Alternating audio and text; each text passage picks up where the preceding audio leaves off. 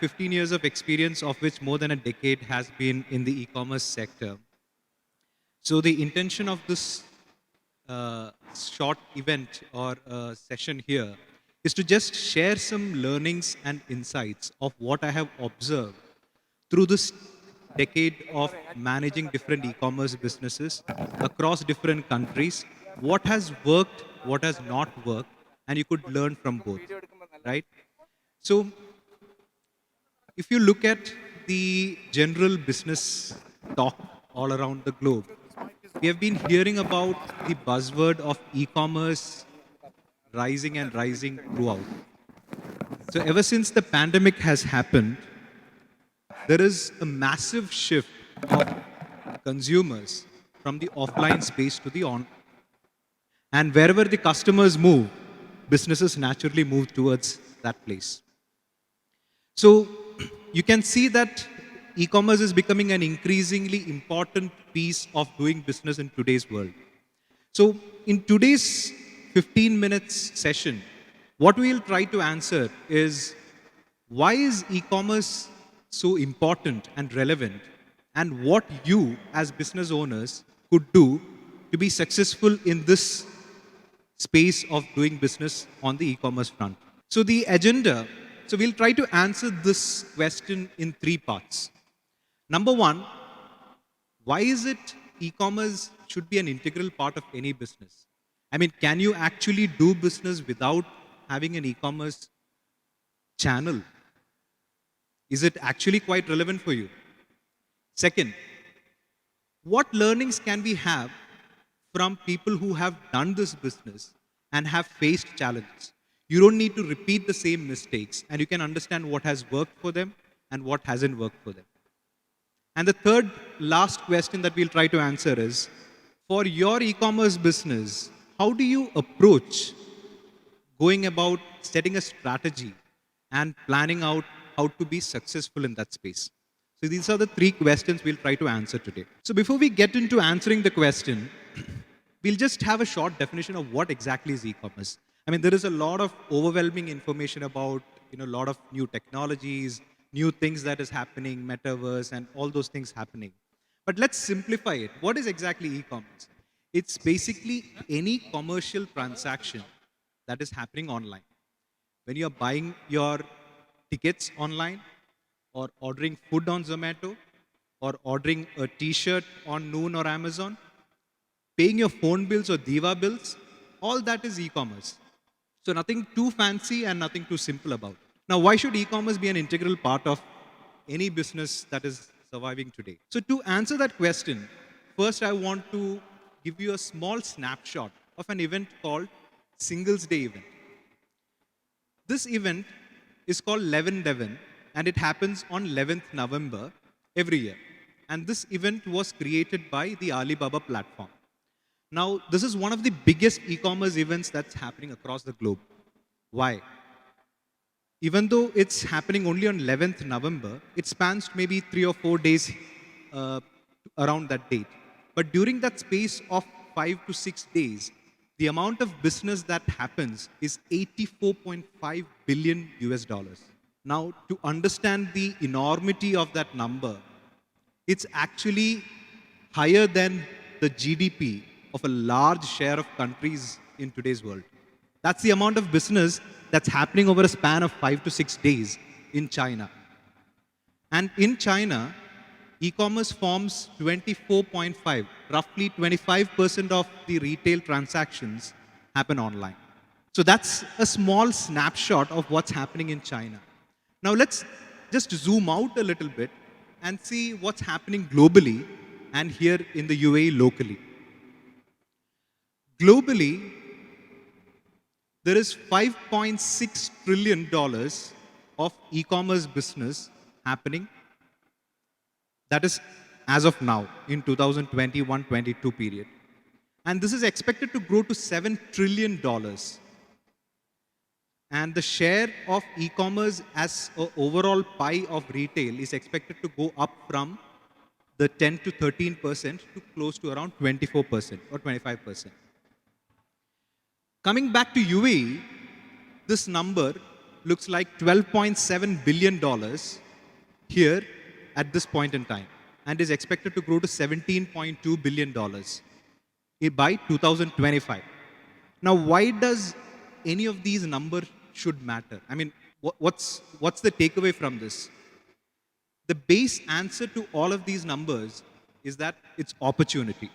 These numbers show us where the market is headed and where the consumers are going to go. And all of us here are here today because we are all seeking opportunities. And the one key takeaway that I want all of you to have from this is don't be a Kodak of 2022. We all know what happened to Kodak, so we don't need to get into the details of that. But the gist of the story is that they stuck to their original business approach, they refused to change, and then they faced the consequences. So now we understand that there is a huge opportunity out there and why we should be tapping into this opportunity, and hence why it should matter for you to look at e-commerce as a part of your business. Now, let's try to look at what are the avenues of doing e-commerce as of today. There are three main different categories of doing e-commerce. If I can just boil it down to three simple categories. One is your web store or your apps. Whatever websites that you currently have, your brand website, www.xyz.com, which you enable for doing e-commerce transaction, that becomes your web store or app. Now, there are umpteen number of technologies that are available today, which will help you set up a basic e-commerce site within just of an hour's time. That's how simple it is. The second category of doing e-commerce is going through marketplaces. Say you don't want to set up any of these technology platforms. There are a lot of these marketplaces like Noon, Amazon, Namshi, Shein, and all these guys. And all of them onboard people who want to do e-commerce, right? So you can set up a seller account, list your products there, and start selling. That's one of the easiest way to start selling in today's world. That's the marketplace approach of doing e-commerce. The third one, you'd have all noticed that today there are a lot of businesses which are doing business on social media, on Instagram, on Facebook, on Twitter, where they just list their different products. People reach out, they send money through some other channels, through bank transfer, and they do this e-commerce transaction. So social commerce is also another easiest way. I mean, each of these approaches have their own advantages and disadvantages, but at different stages of your business, you could consider different ways, or you could have all the three also. I just spoke about that it takes a very small amount of time to set up an e-commerce business. Now that's good as well as bad. Why is it bad? Because if it's so easy, then everybody would be doing it. And that's exactly the reason you find so much competition on the e-commerce space today. One interesting tidbit, 90% of all e-commerce businesses fail within the first 120 days. So that will give you an idea about the failure rate of businesses that start only online. Now, why is this? What can we learn from those failures? What can we understand from those issues? And how can we utilize that information for our own e-commerce business? So that will come naturally to the next part of the segment, which is what challenges should we be prepared for? Why do most e-commerce businesses fail? Now, there is this saying of trying to find a needle in a haystack. If you take an estimate of the number of websites in today's world, there are around 1.7 billion websites that is active at any point in time. And almost 500,000 websites keep added every day. And there are a lot of websites which die and get out of this ecosystem also. But you understand the enormity of the number of websites that customers are facing. So the issue here is, if you tomorrow start a business, how do you ensure that your customers find you? How do we make sure that finding that needle in that haystack is easy for the customer to do? There are multiple ways, but if I can just boil it down, one is online marketing and then your search discoverability. So these are two tools which can help you improve your visibility on the e-commerce space. The second most important issue that most e-commerce businesses face is cash burn. Now, the problem is most business owners approach e-commerce the traditional way of how they approach any other brick and mortar stores. E-commerce needs to be managed in a different way. One of the biggest advantages that doing an e-commerce business is that you have a whole lot of information. You will be buried in data, and that data is as good as its weight in gold. Only once you look at the data and understand what is exactly your unit economics. What I mean by unit economics is if you sell one item on your website, how much money do you make out of that one transaction? You need to understand the unit economics of doing that one transaction on your website and make sure that entire transaction is built in such a way that you are not just losing money. Now, there are also business models where there is a clear philosophy of trying to lose money and then make up money later point in time. Now, there is nothing wrong with that approach. The only thing is that you need a plan. You need to understand what is the time period or what is my approach towards the market. Should I be losing money right from my first transaction? Or there are also e-commerce businesses which also has this philosophy that right from transaction one, I'm going to be unit economics profitable. That means my first transaction itself is going to be giving me profit. The third most important issue that businesses face, e-commerce businesses face, is the overall quality. Now, people should not be considering e-commerce as just another checkbox. A lot of these people have KPIs that I want to launch a website, and now that website is launched, my KPI is done, and hence, business should now be flourishing. I hope, I wish things were as simple as that, but that's sadly not the case.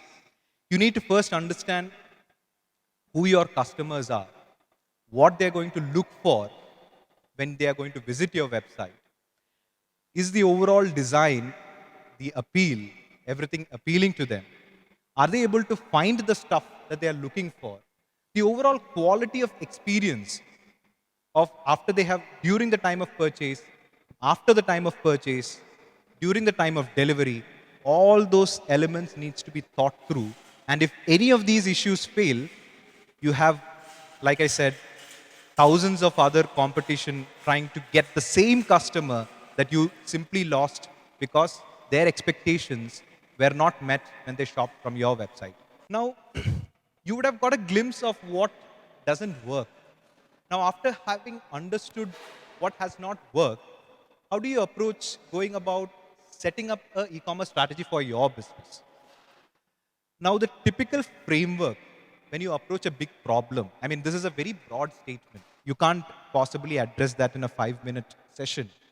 But if I can leave you with one simple framework which you can take away today and then look at it in a piecemeal approach. Like you break the big problem into smaller problems and try to understand how do I address the issues in or how do I address the challenges in the smaller bits of the problem. For that, we go back to the fundamentals of e-commerce. What makes you sales on the e-commerce platform? Number one, obviously, is traffic. You obviously require people to come and visit your website. If there are no people coming and visiting your website, you might be having the best product, the best experience, the best possible anything that is available on the website. No use. So how do you build traffic? There are basically two kinds of traffic: paid traffic and non-paid traffic. Paid traffic is anything, all the advertisements that you do on Facebook, Google, all these areas where you try to advertise your business. And there are non-paid traffic. People need not always need to be prompted by ads. When they have a requirement for buying grocery, they might automatically have an association that I need to go to Lulu web stores, or I need to go to Noon Grocery, or I need to go to Amazon to find this particular product. They have not seen an ad, but they have a very strong correlation between the need that the customer has and where they can find that item. The second most important piece is conversion. Now, what conversion means is if 100 people have visited your website, how many people have ended up purchasing something from your website? That is basically the definition of conversion, right? So conversion is a function of multiple things. What is your pricing? Are you competitive enough? How soon do you deliver? How is the design element? Is customers able to find the right product in the right time? So multiple elements come to the picture. Now even conversion, we can actually again break this problem into a smaller set of problems. Out of the 100 people who have visited your website, how many people have actually visited any of your products? How many people have, after seeing your product, added them to your cart? How many people, after adding to the cart, have actually finally ended up paying for the product? So there are multiple stages to conversion. And you need to approach the problem in such a way that you'll try to understand where exactly are you losing customers. Finally, the third piece is the basket size. Basically, how much do customers buy per transaction on your website? You could manipulate that, or you could motivate that by cross selling and upselling. When you are buying, say, a bag of diapers, you show them an ad for infant formula, or you are buying a pair of shoes, you show them something that is matching along with those shoes. So all those kind of techniques helps in cross selling and upselling. Now, why these three? Why these three pieces only?